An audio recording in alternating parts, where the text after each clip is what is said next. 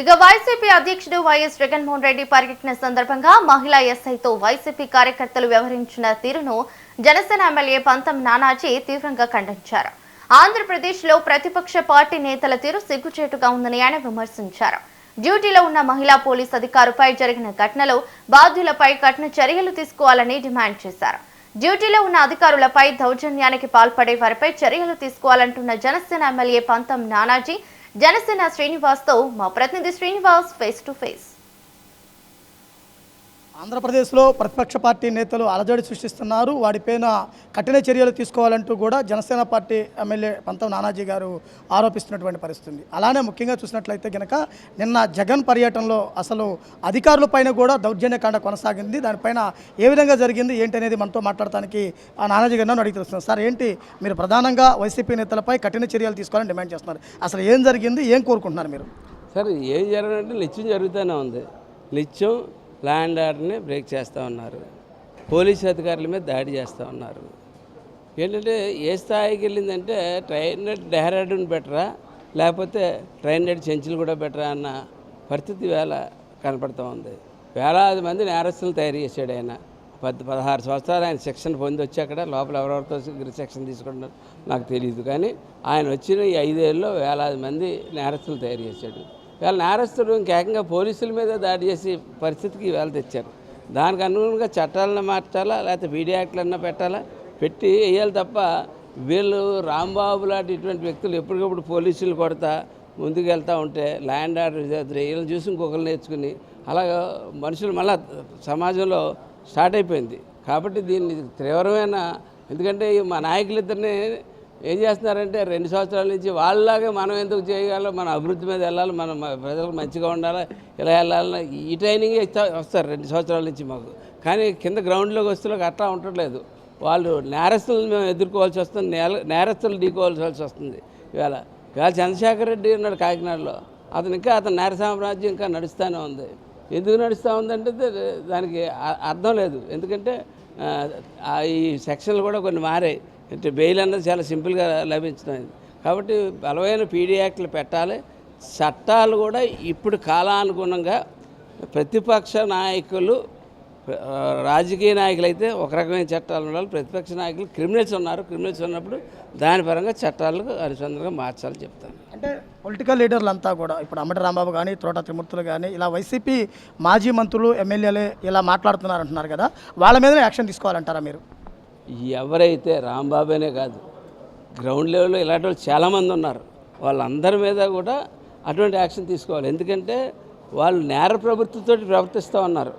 నేర ప్రవృత్తితో ప్రవర్తించడం వేరు, అధికార పార్టీ ప్రతిపక్ష పార్టీ వాదోపవాదాలు వేరు.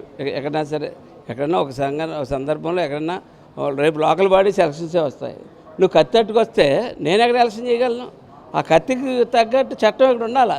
చట్టం లేకపోతే మళ్ళీ కత్తులట్టుకునే తిరుగుతూ ఉన్నారు నేరస్తులు. వాళ్ళు పెద్ద ఎత్తున నేరస్తులు 5 సంవత్సరాల నుంచి సంపాదించుకుని బాగా అన్ని రకాలుగానే సమృద్ధిగా రకరకాల గింజాయిలు రకరకాలు అమ్ముకుని వాళ్ళు దొంగ వ్యాపారాలు చేసి ఇల్లు కట్టకుండానే ఇల్లు కట్టినట్టు బిల్లులు తీసుకుని ఇటువంటి అన్ని రకాలుగా బలంగా ఉన్నారు.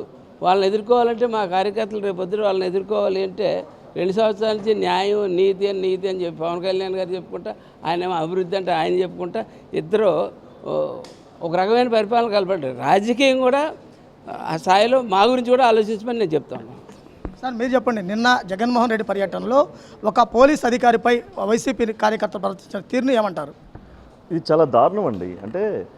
అంటే ఎక్కడో సినిమాల్లో చూసాం కానీ ఇలా ట్రైన్డ్గా ఉగ్రవాదుల్లాగా వీళ్ళు విచక్షణారహితంగా ఒక డ్యూటీలో విధుల్లో ఉన్న ఒక మహిళా సిఐ విధుల్లో ట్రాఫిక్ నిధులు, అంటే ఒక బీసీ మహిళగా ఆవిడ ట్రాఫిక్ విధులు నిర్వహిస్తూ ఉంటే ఆవిడ మీదకి ఒక దుందుడుగ్గా, అంటే ద్రౌపది వస్త్రాభరణం కంటే అసలు కీచక పర్వంలాగా ఎంత దారుణంగా చేస్తే, అంటే వీళ్ళందరినీ అసలు ఏంది అంటే వెనకాల నుండి రెచ్చగొట్టి వీళ్ళని పంపించి, అంటే ఇప్పుడు మేము అదే చెప్తా ఉన్నాం, ఎక్కడ రాజకీయంగా అభివృద్ధిలో వేలు పెట్టలేని పరిస్థితి, వేలు పెట్టి చూపించలేని విధంగా ఈరోజు పరిపాలన జరుగుతూ ఉంటే వీళ్ళకి ఎంతసేపటికి క్రిమినల్ మాల్టా అండి, ఇంక నెక్స్ట్ క్రిమినల్ మాల్టా అంటూ అలజడి సృష్టించాలి, అలజడి సృష్టించి దానికి ఒక జనంలో భయాందోళన క్రమించాలి అనే ఒక దీంతో వాళ్ళు చేస్తున్నారు తప్పితే వేరే విధంగా కనబడదు. దీనికైతే మేమేటో చెప్తున్నాం, ప్రజలే వీళ్ళు తరిమి కొడతారు. దేనికంటే ఇంత దారుణంగా ఒక బీసీ మహిళ నిజంగా ఆవిడ యూనిఫామ్లో డ్యూటీ చేస్తూ ఉంటే ఈరోజు మహిళలు రోడ్డు మీదకి వచ్చి ఒక పోలీస్ వ్యవస్థలో పనిచేయడం అంటేనే గ్రేట్.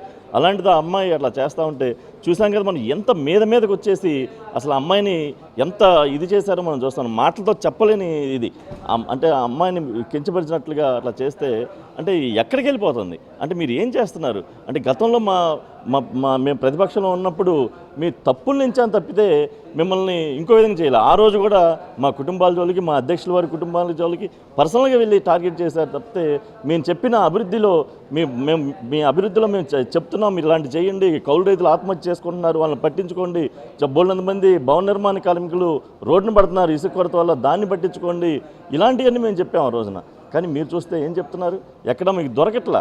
అంటే ఈ ప్రభుత్వం ఏదైతే పనులు చేస్తున్నాయో డెవలప్మెంట్లో ఎక్కడా కూడా మీకు సొంత దొరకట్లా. అందుకనే ఇలాంటి ప్రజల్లో రెచ్చగొట్టడం చేస్తున్నారు. ఇవన్నీ చూస్తూ సహించమని చెప్పి తెలియజేసుకుంటా ఉన్నాం. ముఖ్యంగా చూసినట్లయితే కనుక రాష్ట్రంలో అభివృద్ధి ముందుకెళ్తున్న కూటమి ప్రభుత్వాన్ని అబాస్పాలు చేయడానికి మరోవైపు ఇక్కడ ఉన్నటువంటి పరిస్థితిని అంటే వైసీపీ నేతలు ఎవరైతే దుందుడుకు వ్యవహారం తర్వాత అహింసకు పాల్పడుతున్నారో వాళ్ళందరిపైన తప్పనిసరిగా చర్యలు తీసుకోవాలని కూడా ఎమ్మెల్యే నానాజీ గారు అలానే చిల్లపల్లి శ్రీనివాస్ గారు కూడా డిమాండ్ చేస్తున్న పరిస్థితి. Camera person Srinivas metro TV Amaravati నుంచి.